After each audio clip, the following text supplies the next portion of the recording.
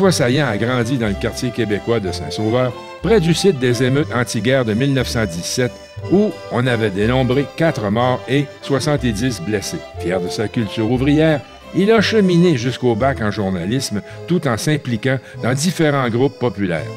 À 28 ans, devenu militant aguerri, il déménage à Montréal et s'inscrit au Frappes-Rue, un regroupement fraîchement lancé pour qui le logement est un droit sacré. Dès lors, on lui confie la coordination de l'organisme et François Saillant sera de toutes les revendications, surtout en ce qui a trait au logement social. Une de ses premières luttes urbaines sera celle de l'îlot Overdale, recoin peu fortuné, dans la mire des développeurs du centre-ville de Montréal. Mais de nombreux autres suivront et chacune sera traitée à la manière Frappue, c'est-à-dire avec la plus théâtrale des créativités. Cela pour bien faire comprendre la revendication. Par exemple, on implantera un bidonville pas loin du Parlement de Québec. On campera en plein hiver sur la rivière Outaouais, où on fera cadeau au ministre fédéral des Finances d'un tas invraisemblable de vieilles chaussures. François Saillant a beau avoir pris sa retraite du Frappes-Rue en 2016. Il continue quand même à militer auprès des victimes de la froideur sociale et de l'aridité économique. Mais pour cela, il n'a aucun mérite, puisque agir ainsi le rend heureux.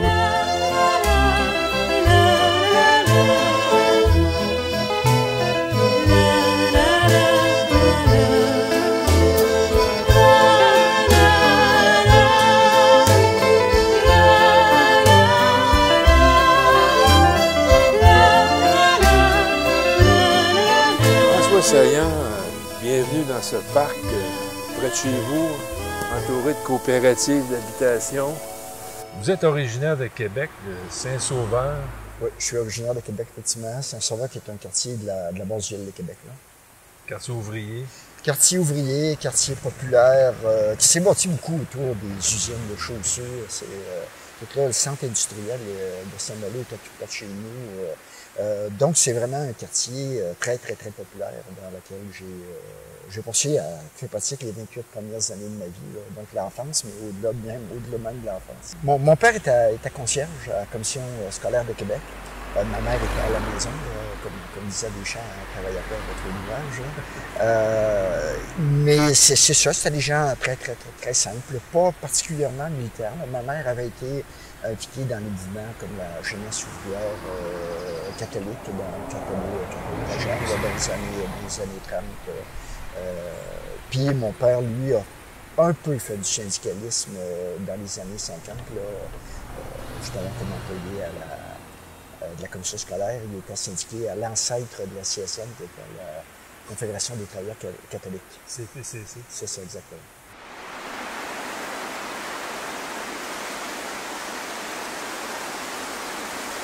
À cette époque-là, j'ai fait un cours classique effectivement dans les écoles publiques, aller jusqu'à ce qui aurait dû normalement être belles lettres. Et c'est l'école où j'étais, qui était l'école Cardinal-Roy, c'est devenu polyvalente. Donc, il n'y avait plus de classique, de général, de scientifique, de commercial et tout ça. Ça devenait tout le monde ensemble. Et après ça, je suis allé au Cégep au Cégep par après à l'Université Laval en journalisme et information. Pourquoi le journalisme? Ah mon Dieu, c'était une passion depuis que j'étais jeune. Le journalisme, c'est une chose qui m'a toujours intéressé. Je lisais beaucoup de journaux, j'en ai encore beaucoup. Là. Mais c'est une chose qui m'intéressait. Et pour moi, ça a été clair assez rapidement que je voulais faire du journalisme. Cela étant dit, j'ai jamais vraiment fait du journalisme par après. Sinon, sur des bases militantes, une fois que j'étais rendu en journalisme à l'Université Laval, avec d'autres gens avec qui on se prête, avec lesquels on a fait des grèves, notamment à l'université, parce que c'est une période quand même où il n'y avait pas d'association étudiante, mais il y avait beaucoup de grèves. Mes notes sont sûrement pas bonnes, mais on m'a dit que votre première implication comme militant, c'était au Parti québécois. Ah, les notes sont bonnes.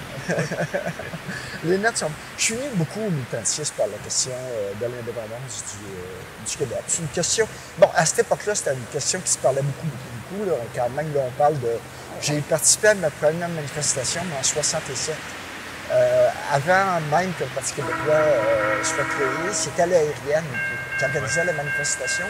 Et c'était contre le passage à Québec du train de la Confédération. Il y avait un train qui se promenait d'un bout à l'autre du Canada. Et partout, quand ils sont passés au Québec, partout, il y avait des manifestations qui sortaient. Et moi, j'étais à celle de Québec. J'avais 16 ans. Et par après, je suis quand même resté pas mal toujours impliqué. Et évidemment, quand il y a eu la fusion, pas la fusion du aérienne, parce qu'ils n'ont pas fusionné, mais ils sont intégrés, c'est ça.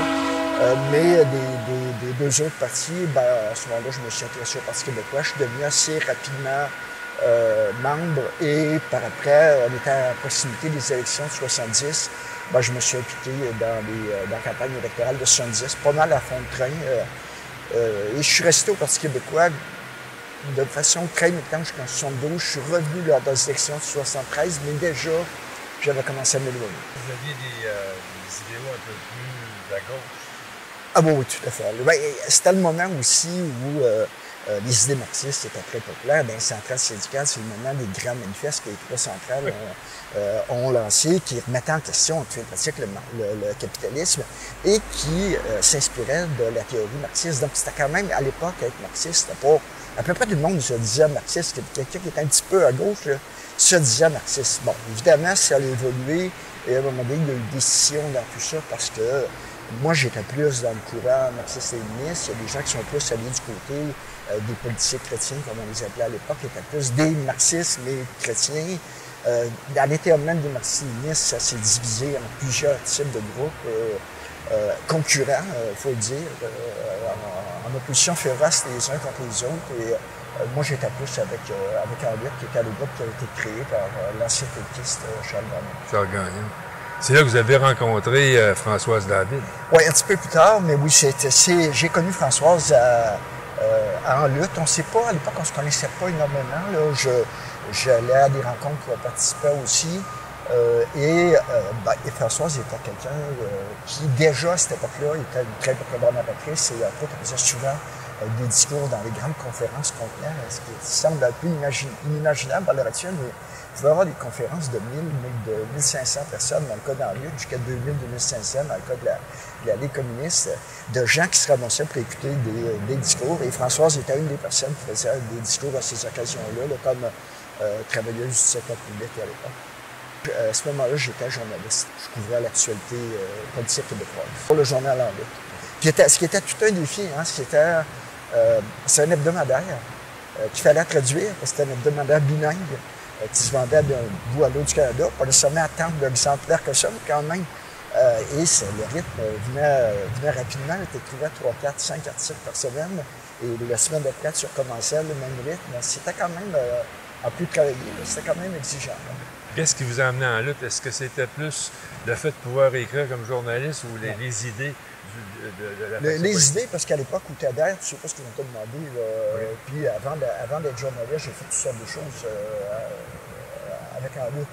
Mais donc, c'était pas du tout ça l'idée que j'avais, mais ça a donné que ils m'ont demandé de faire ça. C'est quand même un domaine que j'aimais, qui était, il faut le dire, beaucoup moins exigeant que tu as levé à 4 heures du matin pour aller diffuser ton journal à la table de l'illusion, qui était de la bruit quand tu C'était pas mal moins difficile.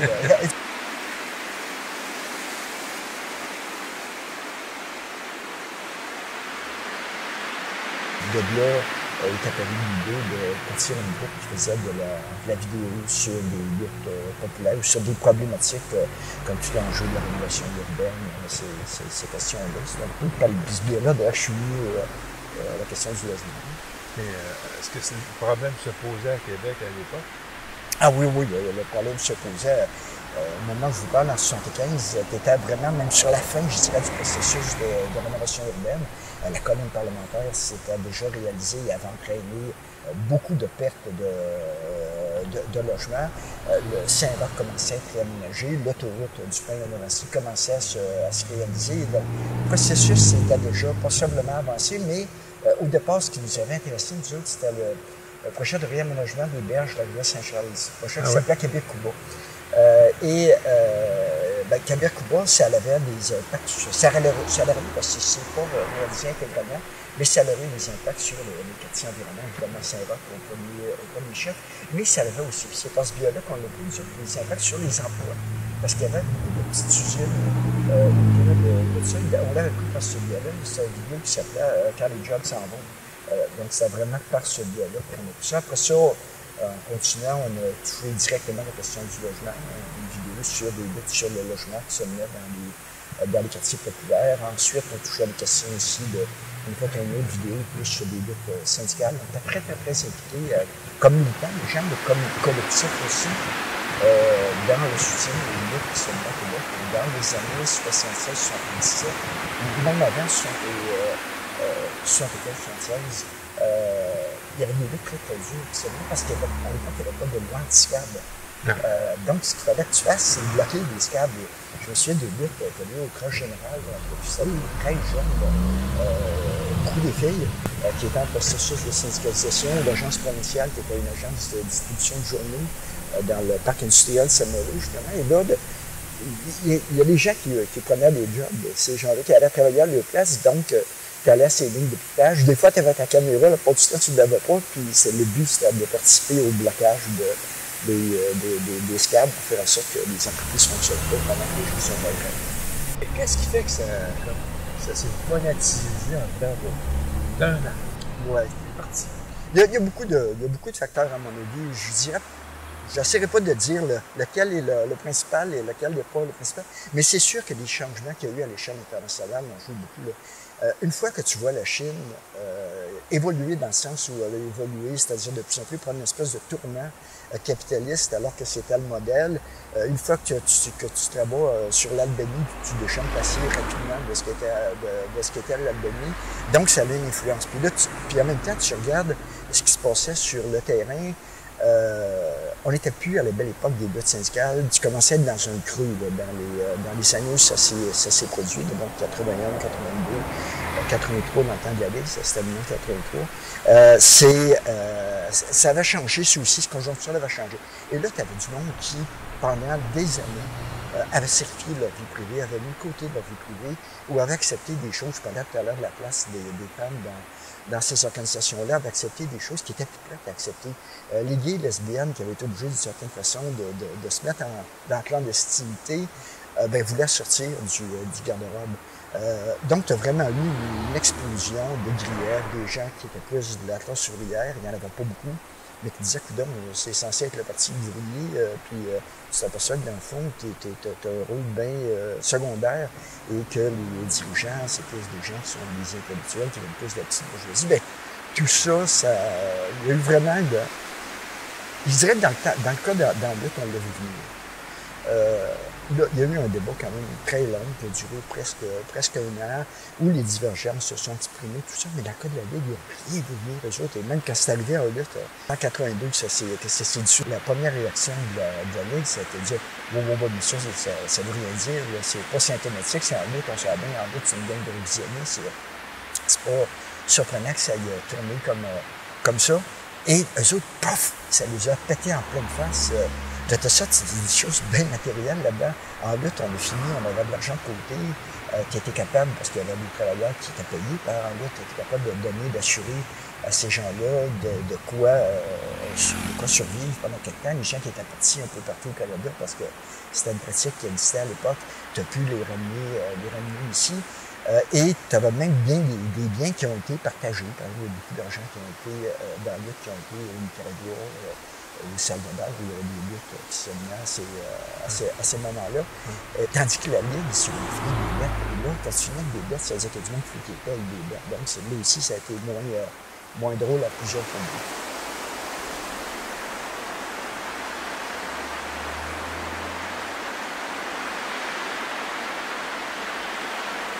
Les premières années de militantisme, je les ai faites à Québec, mais quand je suis arrivé comme journaliste, assez rapidement, on m'a demandé de venir à Montréal. Et c'est d'ailleurs la raison pour laquelle je suis venu à Montréal et je suis resté à Montréal. À l'époque, j'avais commencé à travailler au Fred-Prou, mais je travaillais au Fred-Prou comme travailleur à temps partiel et comme coordonnateur régional. Le Fred-Prou naissait à l'époque. Et franchement, à Québec, j'avais pas grand-chose à faire. J'étais plus utile à Montréal, donc j'ai convaincu le Fred-Prou que je serais plus utile à Montréal. Et comme tenu en lutte me demandait ça, ça a été assez très facilement.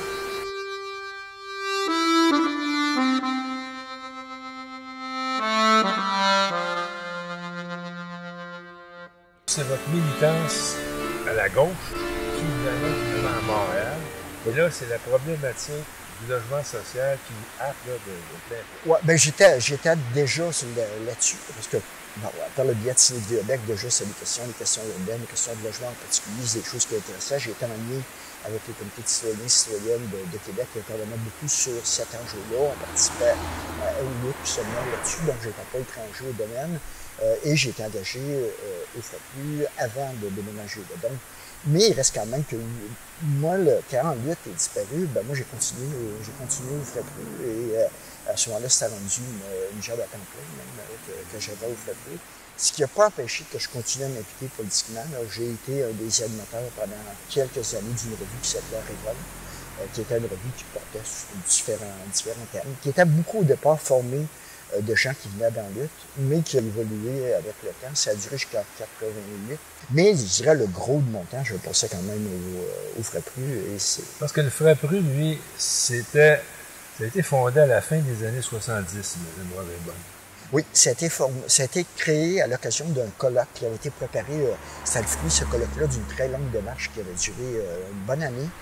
C'était sur toute la problématique de ce qu'on appelait les programmes d'amélioration de quartier, les PAC. C'était des programmes de rénovation urbaine, sauf qu'au lieu de passer le bulldozer comme tu le faisais auparavant, maintenant tu changeais l'approche, tu aménageais des beaux petits parcs, tu aménageais des rues commerciales, tu rénovais des maisons, sauf que le gros problème, c'était que la population résidente à faible revenu, ses loyers augmentaient, souvent elle n'avait plus les moyens de se payer cette amélioration-là qu'il y avait eu de son quartier. Donc, et cette problématique-là était répandue avec des effets différents partout à travers le Québec. C'est un programme qui était à l'échelle du Québec et même du Canada. C'était un programme fédéral à l'origine.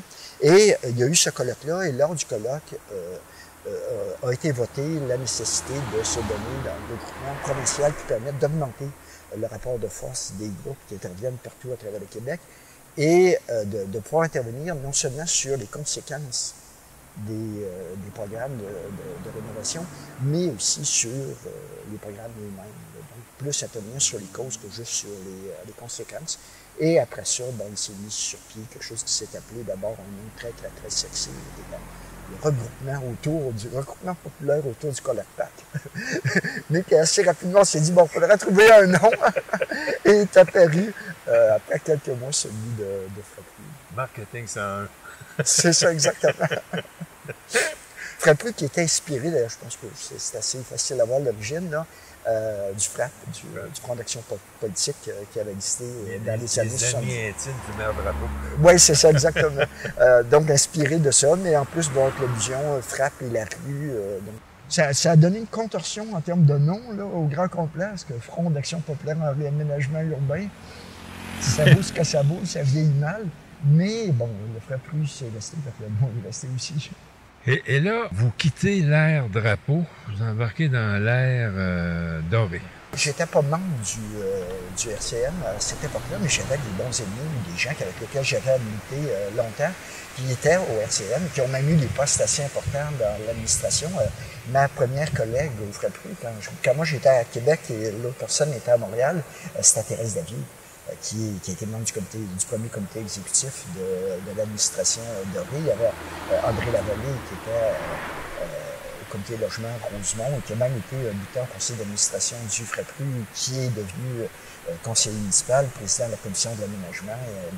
Donc, c'était quand même des gens qu'on connaissait, Marcel Sévigny, ces gens-là, Arnold Bennett, qui était défenseur des locataires, des droits des locataires. Donc, c'était à certains égards rassurant. Mais c'est pas nécessairement... En tout cas, pas les premières années ont été plutôt difficiles.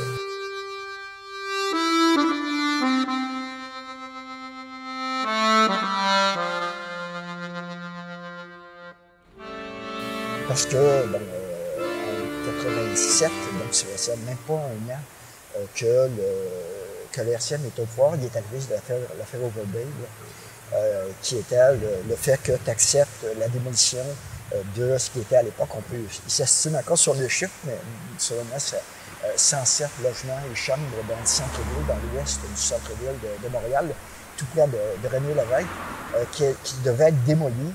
Et en échange de ça, le promoteur, qui était à la Galerie de Rochester, acceptait que le projet que les locataires soient déménagés dans des logements de remplacement, mais à un nombre insuffisant et avec une aide financière qui était temporaire. Et en plus, pour ces gens-là qui vivaient souvent depuis des décennies. Il y avait une locataire qui est morte avant d'être obligée de déménager. Ça faisait 47 ans qu'elle vivait dans son logement. 47 ans. Et là, on lui disait, toi, tu vas t'en aller et tu vas t'en aller dans un autre quartier, parce que c'était de l'autre côté de l'autoroute 720. C'était dans petite Bourgogne, les logements de remplacement. Et puis ces gens-là, c'était une chose qui était impensable. Et ce qui était impensable aussi, de la part, je pense, c'est probablement la pire erreur que l'administration de l'État a faite là-dessus, sans consultation préalable. Je pense qu'il y avait des gens sincères là-dedans qui agissaient pour protéger les locataires en disant, ils ne perdront pas tout là-dedans. On va s'assurer qu'il y a une place pour se reloger, ce qui est correct là, comme préoccupation, mais jamais leur en parler aux autres mêmes. Ça, c'est ce que j'appelle défendre les gens contre leur volonté. Et ça ne mène jamais à des bons résultats. Et dans ce cas-là, ça a amené à des résultats désastreux pour les locataires, mais je dirais même pour la RCM, parce que c'est sur cette question-là qu'a commencé à avoir des divisions qui s'expriment. Il y a des gens justement comme Marcel Sévigny, Arnaud Bennett, Pierre Grenier, Sam Bosky, qui ont été très critiques de l'administration dans ce dossier-là, puis qu'après ça, ils sont devenus sur d'autres aussi. Il y a un moment donné qui a quitté le parti. Donc, c'est un épisode qui m'a marqué pas mal. Ben, ne serait-ce qu'avoir à vivre avec des locataires qui se battaient contre la démolition de leur logement, contre la disparition de leur communauté, parce que c'était vraiment une communauté. Hein? Tricoté serré. Hein? Tricoté serré, où tu avais à la fois des personnes âgées, des personnes beaucoup plus jeunes, des étudiants, des étudiantes qui étaient là, mais c'était un beau mix, de vraie mixité sociale. On parle souvent de mixité sociale, mais dans ce cas-là, c'était une vraie, tous des gens à faible revenu, mais des gens vraiment qui étaient d'origine, de culture, d'âge, qui étaient différents. Et ça a quand même de vivre avec ces gens-là, de m'associer aux décisions qu'ils prenaient, parce que c'est une des choses aussi qu'on a réussi à faire là-dedans. C'est pas nous autres qui avons fait la lutte à nos places, c'est vraiment les locataires de Verdun qui ont décidé de ce qu'ils faisaient. Puis, quand il y avait besoin qu'on y participe, on y participait. Bien sûr, on participait à des discussions, mais c'est pas nous autres qui décidaient, c'est eux autres.